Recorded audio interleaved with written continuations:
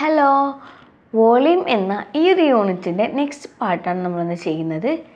ഈ ക്ലാസ്സിൽ കഴിഞ്ഞ ക്ലാസ്സിലൊക്കെ നമ്മൾ പഠിച്ചത് എന്താ, ഇതുപോലെ ബ്ലോക്സുകൾ യൂസ് ചെയ്തിട്ട് നമുക്ക് വലിയ വലിയ ബ്ലോക്സിൻ്റെയൊക്കെ വ്യാപ്തം അല്ലെങ്കിൽ വോളിയം കാണാൻ പറ്റുന്നു. എന്നാൽ ഇതുപോലെ മാത്രമാണോ ബ്ലോക്സ് അല്ലെങ്കിൽ കട്ടകളൊക്കെ ഉണ്ടാവുക? അല്ലല്ലേ, ഇതുപോലെയല്ലാതെ വേറെ പല രൂപത്തിലും ഉണ്ടാവും. ഒരു എക്സാമ്പിൾ കാണിച്ചത് എങ്ങനെയാണ് ഉണ്ടാവുകയെന്ന്.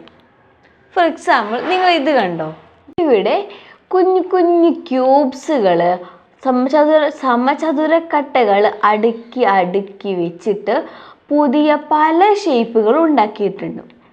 നേരത്തെ നമ്മൾ പഠിച്ച ഷേപ്പുകളിൽ ഒരു ഷേപ്പാണ് ഈ താഴെയുള്ള ഈ വരി മാത്രം നിങ്ങൾ എടുക്കുകയാണെങ്കിൽ അങ്ങനെയുള്ള ഒരു ഷേപ്പിൻ്റെ വ്യാപ്തം അല്ലെങ്കിൽ വോളിയം ആയിരിക്കും നമ്മൾ ഇതുവരെ പഠിച്ചത്.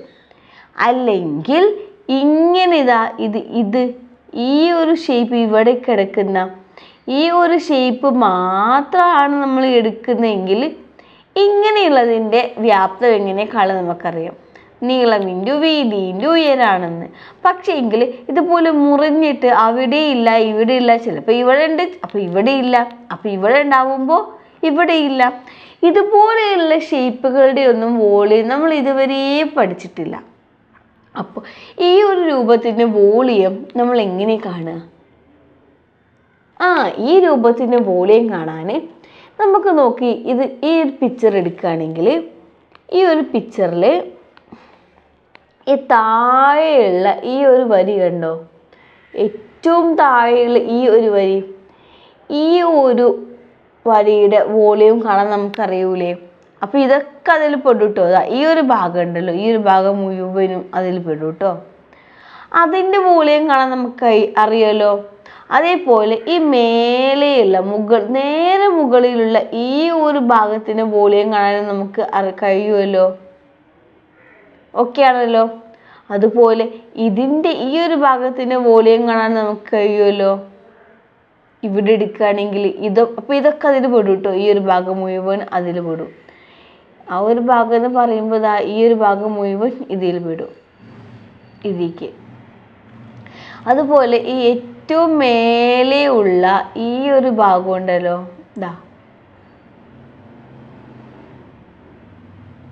ഇതിൻ്റെ വോളിയം കാണാൻ നമുക്ക് കഴിയുമല്ലോ.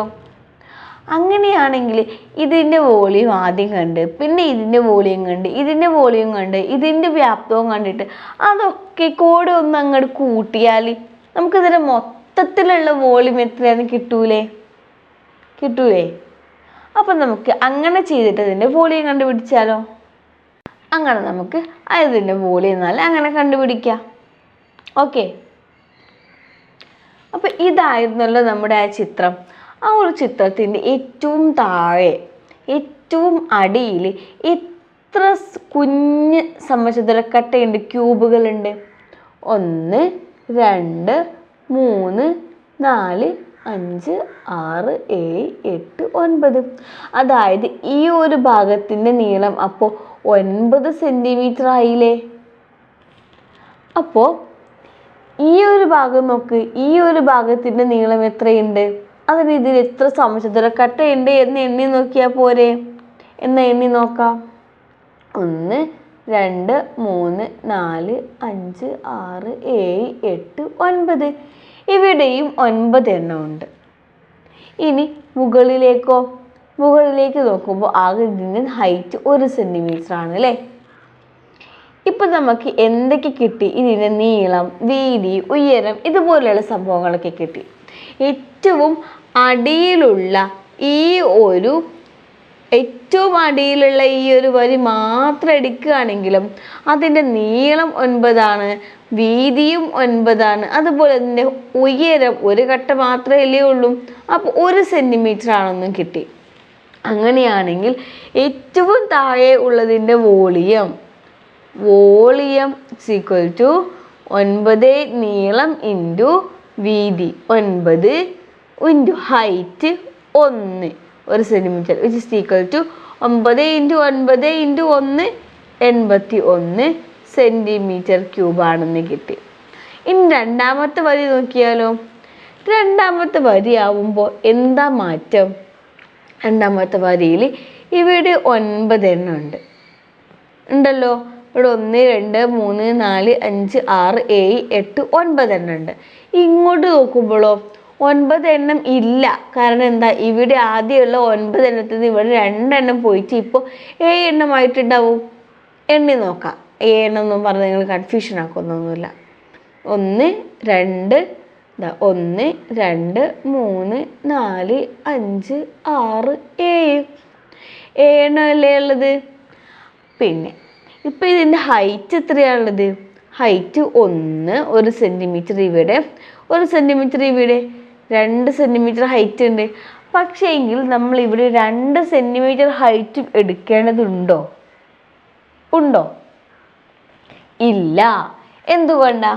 ഇവിടെയുള്ള ഈ രണ്ടാമത്തെ സെൻറ്റിമീറ്റർ ഹൈറ്റുള്ള ഇതുണ്ടല്ലോ, ഇത് നമ്മൾ ആദ്യമേ ഈ ഒരു ബ്ലോക്ക് കണ്ടപ്പോൾ എടുത്തില്ലേ? പിന്നെയും അത് തന്നെ എടുക്കണോ? അതിൻ്റെ വ്യാപ്തം നമ്മൾ കണ്ടുപിടിച്ചില്ലേ ഇവിടെ? അത് ഈ ഒരു 81 എന്നതിലുണ്ടാവുമല്ലോ. അപ്പം നമ്മൾ ഇനിയും അത് എടുക്കേണ്ട. ഇനി നമ്മൾ ഈ 1 സെൻറ്റിമീറ്ററിൻ്റെ മാത്രം എടുത്താൽ മതി. ഇവിടെ മാത്രം എടുത്താൽ മതി. അപ്പം നമുക്ക് ചെയ്തു നോക്കാം. ഓക്കെ. അപ്പോൾ രണ്ടാമത്തതിൻ്റെ വോളിയം കാണാൻ വോളിയം ഈക്വൽ ടു നീളം എത്രയാ? 9, വീതിയോ 7 × 1. 9 × 7 × 1 എത്രയാ? 63 ക്യൂബിക് സെൻറ്റിമീറ്റർ അല്ലേ? അപ്പോൾ രണ്ടാമത്തത് ഇവിടുത്തെയും കിട്ടി. ഇനി മൂന്നാമത്തേത് നോക്കിയാലോ? മൂന്നാമത്തെ നോക്കി. ഇവിടെ 9 എണ്ണം ഉണ്ടാവും. അതേപോലെ ഇവിടെയോ? ഇവിടെ ആദ്യമുള്ള ഈ 7 എണ്ണത്തിൽ നിന്ന് ഇവിടെ 2 എണ്ണം കുറഞ്ഞിട്ടുണ്ട് അല്ലേ? അപ്പോൾ 7 ന്ന് 2 പോയില്ല 5, അല്ലെങ്കിൽ നിങ്ങൾക്ക് എണ്ണി നോക്കാം 5. അപ്പോൾ അതിൻ്റെ വോളിയം എന്ന് പറയുമ്പോൾ നീളം 9 ആണ്, വീതി 5 ആണ്, ഉയരം ഇവിടെ 1 ആണ് അല്ലേ? 1 centimetre. 1 equal to 9 × 5 45 cubic centimetre. അടുത്തത് എടുത്ത് നോക്കുകയാണെങ്കിലോ അടുത്തത് 9 ഇവിടെ ഉണ്ട്, ഇവിടെ അങ്ങോട്ട് 3 എണ്ണം അല്ലേ? 9 × 3 × 1 ഈക്വൽ ടു 27 ക്യൂബിക് സെൻറ്റിമീറ്റർ. എല്ലാത്തിൻ്റെയും വോളിയം കിട്ടിയില്ലേ? ഇനി നമുക്ക് ഇതിൻ്റെ മുഴുവൻ വോളിയം കാണാൻ നമ്മൾ എന്ത് ചെയ്യാം? ഈ 4 വോളിയം കൂടെ ആഡ് ചെയ്താൽ മതി. അതായത് ടോട്ടൽ വോളിയം, അതായത് ടോട്ടൽ ആകെ വ്യാപ്തം എന്ന് പറയുന്നത് 81 + 63 + 45 + 27 ആയിരിക്കും. അതെത്ര വരിക? 216 എന്ന് വരും. 216 ക്യൂബിക് സെൻറ്റിമീറ്റർ. ഇത്രയ്ക്കായിരിക്കും നമ്മുടെ ഇതിൻ്റെ വ്യാപ്തം വരുന്നത്. നമുക്ക് വേറൊരു കണക്കും കൂടെ നോക്കാം കേട്ടോ. ഈ ഒരു പിക്ചർ കണ്ടില്ലേ? ഇത് പുതിയൊരു ഷേപ്പാണ്. നേരത്തെ നമ്മൾ വേറൊരു ഷേപ്പ് കണ്ടു, ഇപ്പോൾ ഇത് വേറൊരു രൂപമാണ്.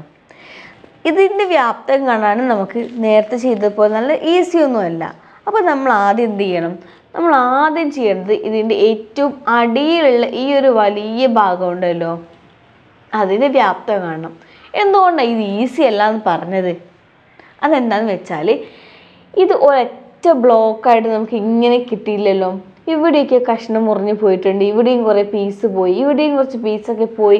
ആകെ കൂടെ കുറേ കഷ്ണങ്ങൾ ചേർത്ത് വെച്ച പോലെ ഇല്ലേ? ഈ ഒരു കഷ്ണത്തിൻ്റെ മേലെ ഇത് വെച്ച്, അതിൻ്റെ മേലെ ഇത് വെച്ച്, അതിൻ്റെ മുകളിൽ ഇത് വെച്ച്, അങ്ങനെ അതുപോലെ ഇല്ലേ ഇത് കാണാൻ തന്നെ?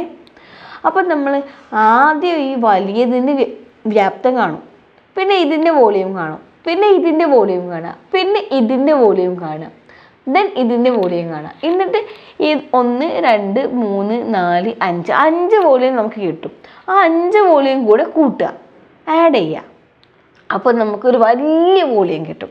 ആ വലിയ വോളിയം ആയിരിക്കും ഈ വലിയ പിക്ചറിൻ്റെ വോളിയം. ഓക്കെ അല്ലേ?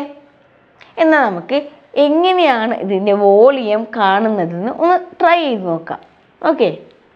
ഇവിടെ ഈ ഒരു പിക്ചറിൻ്റെ ഏറ്റവും അടിയിൽ ഈ ലെങ്ത് എന്ന് പറയുന്നത് ഇവിടെ 9 സെൻറ്റിമീറ്റർ ആണ്, ഇവിടെയും 9 സെൻറ്റിമീറ്റർ ആണ്.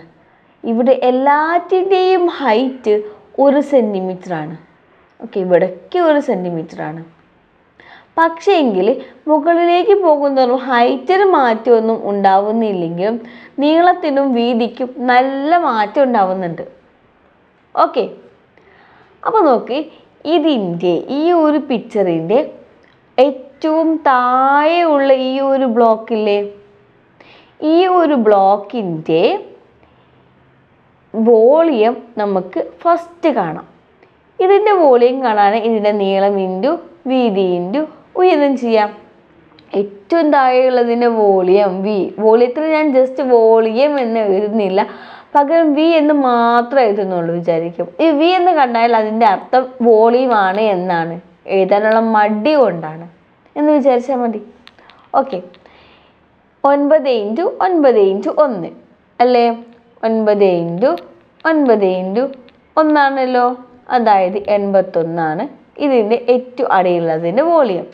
രണ്ടാമത്തതിൻ്റെ വോളിയം കാണാൻ രണ്ടാമത്തെ വോളിയം കാണുമ്പോൾ അത് നോക്ക്, ഇവിടെ 1 സെൻറ്റിമീറ്റർ കുറഞ്ഞിട്ടുണ്ട് നീളം, ഇങ്ങോട്ടും 1 സെൻറ്റിമീറ്റർ കുറഞ്ഞിട്ടുണ്ട്. അതായത് ടോട്ടൽ 2 സെൻറ്റിമീറ്റർ കുറഞ്ഞു പോയിട്ടുണ്ട്. 9 നിന്നും നീളം 2 സെൻറ്റിമീറ്റർ കുറഞ്ഞിട്ടപ്പോൾ നമുക്ക് എത്ര കിട്ടും? 7 ആയിരിക്കും വരിക.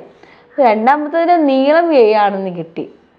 ഇനി വീതി നോക്കുകയാണെങ്കിലോ, അതായത് ബ്രെഡ്ത്ത് നോക്കുകയാണെങ്കിലോ, ഇവിടെ ഇങ്ങോട്ട് 1 സെൻറ്റിമീറ്റർ നമുക്ക് കുറഞ്ഞു പോയിട്ടുണ്ട്, ഈ ഒരു ഭാഗത്തേക്കും 1 കുറഞ്ഞിട്ടുണ്ട്.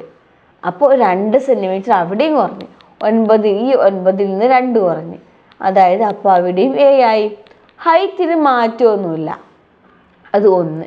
അപ്പോൾ നമുക്ക് ഇവിടെ എത്ര കിട്ടും? 49 എന്ന് കിട്ടും. മൂന്നാമത്തതിൻ്റെ വോളിയം കാണുമ്പോൾ നോക്ക്, ഇവിടെയും 1 സെൻറ്റിമീറ്റർ കുറഞ്ഞു, ഇവിടെയും 1 സെൻറ്റിമീറ്റർ കുറഞ്ഞു. ഈ അടിയിലുള്ളതിനെക്കാട്ടിലും ഓരോ സെൻറ്റിമീറ്റർ കുറഞ്ഞിട്ടുണ്ട് ഉണ്ടല്ലോ, ഇല്ലേ? അപ്പോൾ നമുക്ക് എയിൽ നിന്ന് 2 പോയാൽ എത്ര കിട്ടുക? 5 അല്ലേ?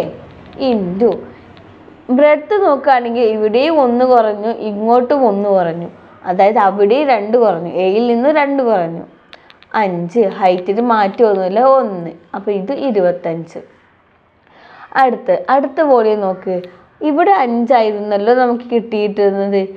ഈ ഇവിടെ 5 ഉള്ളതിൽ നിന്ന് ഇവിടെ നോക്കുമ്പോൾ ഇങ്ങോട്ട് 1 സെൻറ്റിമീറ്ററും ഇങ്ങോട്ട് 1 സെൻറ്റിമീറ്ററും കുറഞ്ഞിട്ടുണ്ട്.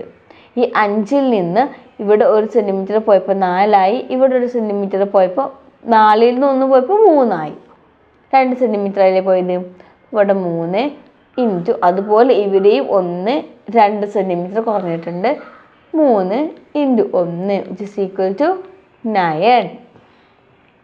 ഇനി ഇവിടെ നോക്കുമ്പോഴോ, ഇവിടെ 3 ഉണ്ടായിരുന്നു അല്ലേ? ഇവിടെ 3 ഉണ്ടായിരുന്നു. ആ 3ൽ നിന്ന് ഇങ്ങോട്ടും 1 പോയി, ഇങ്ങോട്ടും 1 പോയി, 2 പോയി, അപ്പോൾ 1 ഇൻറ്റു അതേപോലെ ഇവിടെയും 3 ഉണ്ട്. ആ 3ൽ നിന്ന് ഇങ്ങോട്ട് 1 പോയി, ഇവിടെ 1 പോയി, 2 പോയി അല്ലേ? 3ൽ നിന്ന് 2 പോയാൽ 1. പിന്നെ ഹൈറ്റ് അതേ 1 തന്നെയാണ്, 1 which is equal to 1. ഇപ്പോൾ ഇതാണ് നമുക്ക് 5 വോളിയം കിട്ടിയത്. ഈ 5 വോളിയം കൂടെ ആഡ് ചെയ്താൽ വലിയ വോളിയം കിട്ടും.